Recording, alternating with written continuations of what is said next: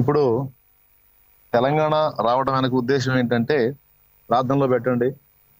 ప్రభు సెలవైతే తెలంగాణలో కూడా ఒక బలమైన పరిచర్య జరిగించాలనే ఆశ ఉండింది నాకు ఫస్ట్ నుంచి కూడా. అందులో భాగంగానే ఒక ముఖ్యమైన పని మీద ఇప్పుడు నేను తెలంగాణ వచ్చాను. దేవుడు ద్వారాలు తెరవాలి, ఇక్కడ ఒక ప్రయత్నం చేయడానికి వచ్చాను నేను. దేవుడు నాకు అవకాశం ఇచ్చి ఇక్కడ నేను ఆశించినట్టుగా ఒక స్థానాన్ని నాకు దేవుడు ఇస్తే, దేవుని చిత్తం అయితే ఇక్కడ ఒక బలమైన పరిచర్యకు నాంది పలకాలనే ఆ ప్రేరణతో నేను ఇప్పుడు ఈ ప్రాంతానికి రావడం జరిగింది. ఇది నేనే ఓన్గా చేయాలన్న ఆలోచనతో వచ్చాను. నేను ఒక చిలకలూరుపేటే కాకుండా తెలంగాణలో కూడా మరి హైదరాబాద్ పట్టణంలో ఏదన్నా దేవుడు అవకాశం ఇస్తే ఒక ప్రాంతాన్ని నిర్ణయించుకొని ఆదివారం రోజు కావచ్చు, ఇటు రోజుల్లో కావచ్చు, దేవుడు ఎప్పుడు అవకాశం ఇస్తే అప్పుడు చిలకలూరుపేట చూసుకొని మళ్ళా మరి తెలంగాణ నిమిత్తం హైదరాబాద్ సరౌండ్స్ లో కావచ్చు, హైదరాబాద్ పట్టణంలో కావచ్చు, ఎక్కడ దేవుడు అవకాశం ఇచ్చినా అక్కడ రెండవ బ్రాంచ్గా నేను నడిపించే బ్రాంచ్గా రెండవ దాన్ని ఏర్పాటు చేయాలన్న ఆలోచనతో నేను గత కొంతకాలంగా సంచరిస్తా ఉన్నాను, వెతుకుతా ఉన్నాను దేవుడు ఇచ్చే అవకాశాన్ని బట్టి. ఈ రోజు నా ఆత్మీయులు కనుక మీ అందరూ కూడా ఈ విషయాలు పంచుకుంటున్నాను, ఎందుకంటే ప్రేయర్లో పెడతారు. హైదరాబాద్ సిటీ కావచ్చు, అవుట్స్కట్స్ కావచ్చు, ఎక్కడన్నా కానీ ల్యాండ్ తీసుకోవాలి, ఒక మందిర నిర్మాణం జరిగించాలి. రెండు ఇక్కడ చిలకలూరుపేట చూసుకొని మళ్ళీ అక్కడ కూడా వెళ్ళాలనే ఆలోచనతో నిర్ణయించుకున్నాను. ఇది చెప్తున్నాను, ఎందుకు మీకు దాచడం ఎందుకు చెప్తున్నాను, ఎందుకంటే ప్రార్థన చేస్తారు. ఒకవేళ ఇక్కడ ఈ సిటీలో వాళ్ళు ఎవరైనా ఇక్కడ ఉన్నటువంటి వాళ్ళు వింటూ ఉంటే, మీకు ఏదన్నా అవకాశం ఉండి అనుకూలత ఉంటే, మరి ఏదన్నా కోఆపరేట్ చేయగలిగితే కూడా ఏదన్నా ల్యాండ్ ఉన్న చూసి ఏదైనా ఒక పరిచర్యకి నాంది పలుకుదామన్న ఆశ నాకుంది. దానికి ఆర్థికంగా కూడా చాలా అవసరం అవుతుంది. అయినా దేవుని మీద విశ్వాసం ఉంచి మరి చిలకలూరుపేటలో అంత గొప్ప పనిని దేవుడు జరిగించాడు. నేను దేవుని మీద విశ్వాసం ఉంచి మరి తెలంగాణని కూడా దృష్టిలో పెట్టుకొని మరి హైదరాబాద్ని దృష్టిలో పెట్టుకొని చేస్తున్నాను నేను ఈ ప్రయత్నం. దీన్ని ఫస్ట్ ప్రేయర్లో పెట్టండి. రెండవది,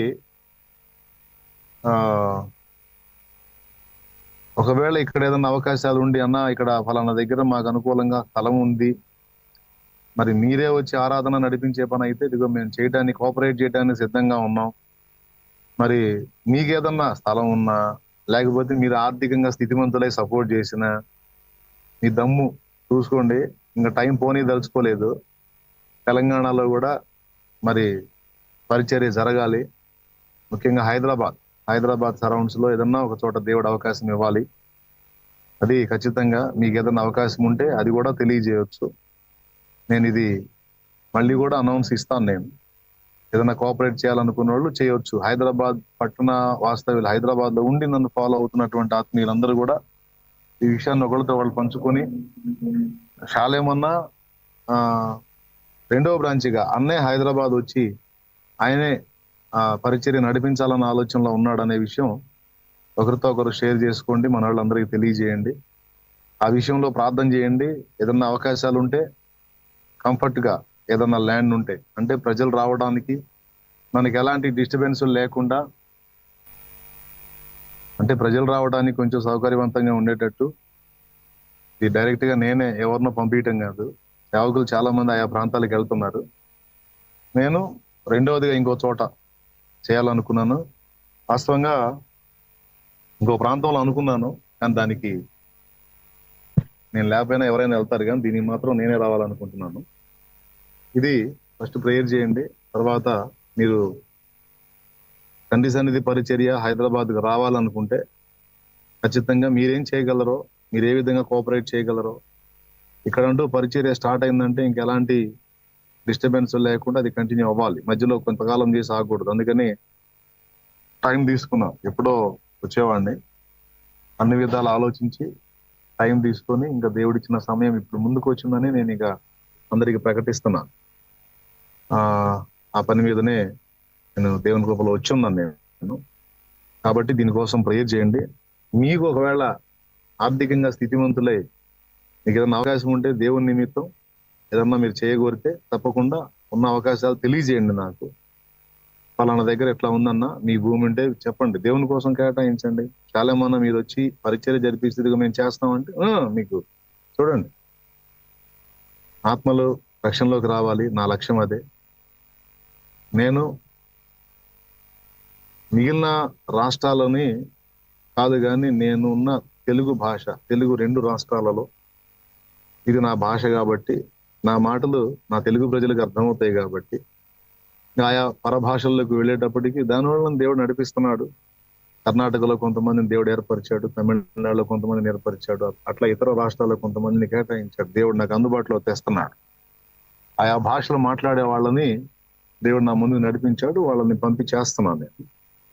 ఇక నా తెలుగు రాష్ట్రాలు 2 రాష్ట్రాల్లో, ఆంధ్రప్రదేశ్ లో ఒక పునాదిని దేవుడు వేశాడు. అలాగే తెలంగాణలో కూడా మరి తెలుగు ప్రజలు కనుక మరి అక్కడ కూడా నా బాధ్యత నెరవేర్చాలన్న ఆలోచనతో ప్రార్థన చేస్తున్నాను.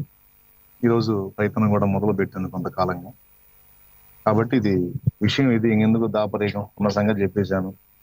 ప్రార్థన చేసేవాళ్ళు చేస్తారు. నిజంగా నేను వచ్చి ఇక్కడ చేయాలని ఆశ కలిగిన వాళ్ళు వాళ్ళే ముందుకు వచ్చి స్పందిస్తారు, నిజంగా వాళ్ళతో దేవుడు మాట్లాడితే. కాబట్టి ఇది దృష్టిలో పెట్టుకోండి. మన వాళ్ళతో తెలంగాణలో ఉండి మనల్ని ఫాలో అవుతున్న ఫాలోవర్స్ ఒకరితో ఒకరు ఖచ్చితంగా పంచుకోండి, షేర్ చేసుకోండి.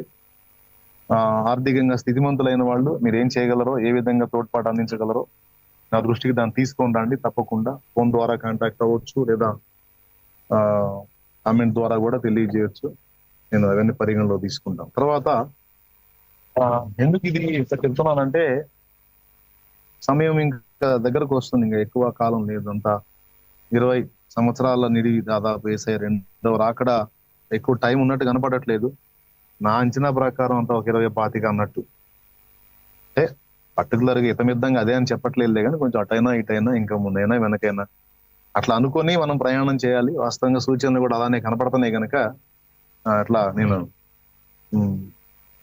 అంటే యేసయ్య రాకడే కాదు, మనకి ఎంతవరకు అవకాశం ఇస్తాడో తెలియదు కదా. ఇచ్చిన పరిధిలో చేయగలిగినంత చేయాలి అన్న ఆరాటంతో నేను పరిగెత్తుతున్నాను. మరి నా ప్రయాస, నా ప్రయాణం నన్ను వెంబడించిన ఆత్మీయులందరికీ తెలుసు. కాబట్టి ఇది దృష్టిలో పెట్టుకోండి. ఇప్పుడు చదివిన వచనం దగ్గరకు వద్దాం. మనుషులకు కనబడవలనని వారి ఎదుట మీ నీతి కార్యం చేయకుండా జాగ్రత్త పడండి అని మొదలు పెట్టాడు. మనుషులు చూడాలి, మనుషులు మెచ్చుకోవాలి, మనుషులు గణపరచాలనే ఉద్దేశంతో చేయొద్దు. దేవుడు చూడాలి, దేవుడు మెచ్చుకోవాలి, దేవునికి మహిమ రావాలనే ఉద్దేశంతో చేయండి.